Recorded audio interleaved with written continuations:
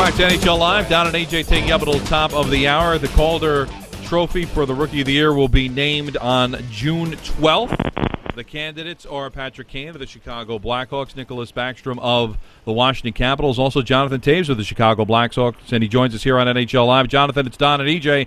How are you this afternoon? Congratulations. Thank you very much. How are you guys? Doing well, doing well. Before we get to, the Rookie of the Year and all this stuff, I got to ask you, have you been watching the playoffs in the first round, or have you just kind of tuned out now that you've been out of it? I have.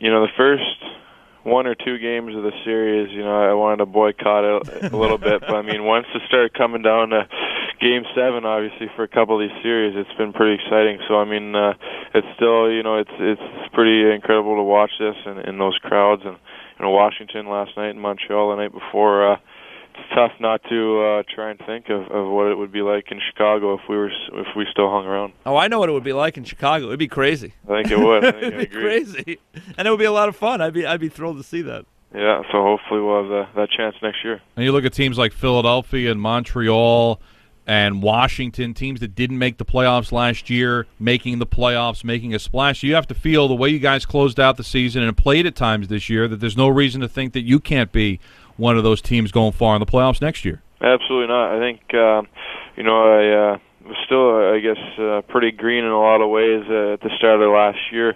But, back in October and November, everything seemed to be rolling for our team. And it was hard to imagine that someone told us that we'd be battling for our lives, in the last few games of the season.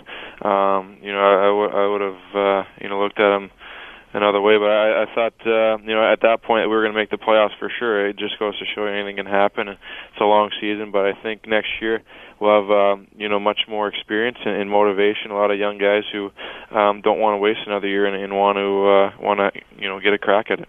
Hey, Jonathan, you played obviously in the Western Conference this year, so I'll ask you about the West. Was there any surprises for you in the first round of the playoffs as you watched?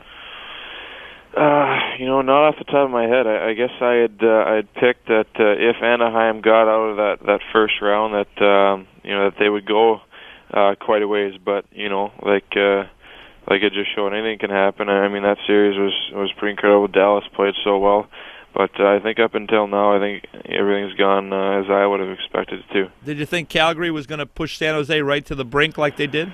No, not really. I think a lot of the people I spoke to all thought that San Jose, well, I guess they had picked San Jose to be their team to go all the way. But, Calgary showed a lot of heart. It's unfortunate what happened. Obviously a couple mishaps in that game last night. But, that's what playoff hockey is all about. You never know what can happen, and they show that they can battle. Jonathan, watching these games on television, do you notice the difference between the regular season and the postseason? Absolutely.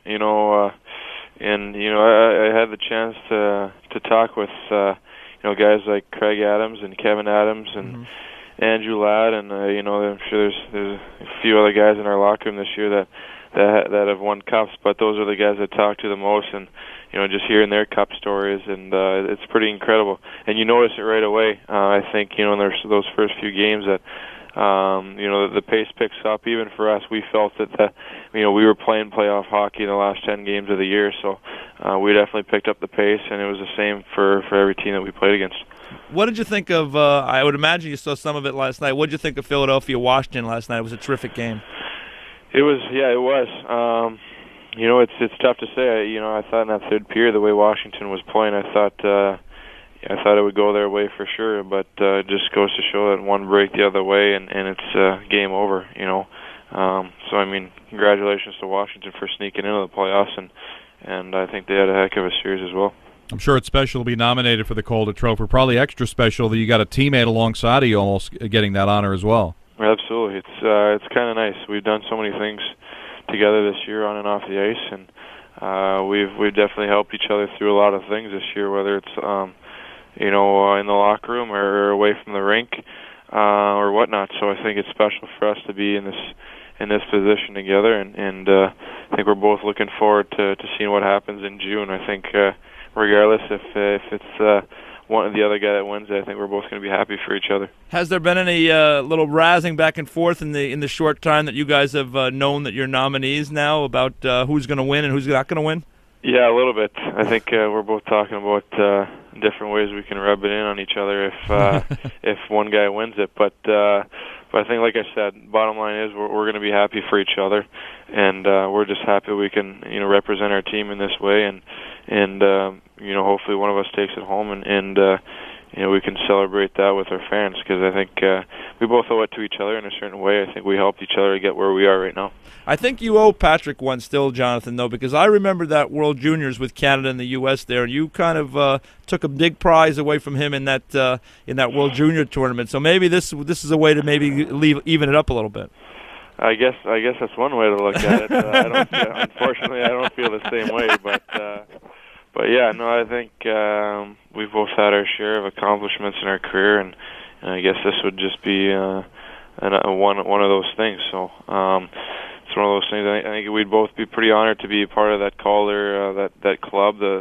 Incredible previous winners, the guys that have gone on having unbelievable careers. So I think at this point, regardless of who wins it, I think we're both destined to have a lot of opportunities in Chicago, and look forward to having successful careers. Jonathan, I'll ask you about another guy that was part of that World Junior year that you guys were competing against one another. A guy was your teammate, Carey Price. Mm-hmm. And, he was so special for your team, and he was great in the AHL playoffs last year, and we saw a little bit of what he's all about in the first round this year. What was your take on Carey Price? And you know him from playing with him. How do you feel about Carey? Yeah, I mean, I've been able to get to know him pretty well, I think, in the last few years or so with those Team Canada little get-togethers there. So I think it's unbelievable. When I saw what happened, and that I believe it was Game 5. When he had a tough play there, and ended up they scored 2 or 3 goals after that. I think leading up until that point, everybody praised him for his mental strength and the way he can handle himself in that. Not only on the ice, but in that whole atmosphere in Montreal. And I think, it's one thing to handle it during the regular season when he did so well, compared to the playoffs. And in those last 2 games, he showed that he's their guy. He proved it right there. And I think if he keeps playing that way, there's no reason why Montreal should go all the way. So I'm definitely very happy for him for the way he pulled out of that, and hopefully he keeps up. What do you think of the city of Chicago, and what do you do with some of your downtime in that city? Oh, it's incredible. I think, just after the season was over, it started warming up, and people were coming outside, spending more time. There's so many great restaurants, so many great places to visit downtown that, it's like people were coming out of their hibernation down there. So, it's such a busy city, so much going on that, I think now the fact that Blackhawks hockey is back and it's growing again, I think it's going to be a special place to live in. So I'm looking forward to playing there for a long time. Were you at Wrigley recently? I was. Yeah. Did you sing "Take Me Out to the Ball Game"? I did. No, I actually didn't. There was about 7 or 8 of us went to a game. I believe it was last Tuesday, and then a bunch of the guys went and sang on Friday. Now, who was it that sang? I saw it on television, but I didn't get to see who it was. I believe it was Adam Burrish, Patrick Lalime, Kevin Adams, and the guy's going to get mad if I don't remember this, but I forget. I think there was at least 4 or 5 of them. I forget. I know those 3 were hanging out there. So that's cool. So you enjoy going to the Cub games and White Sox, and you get into the other sports in Chicago?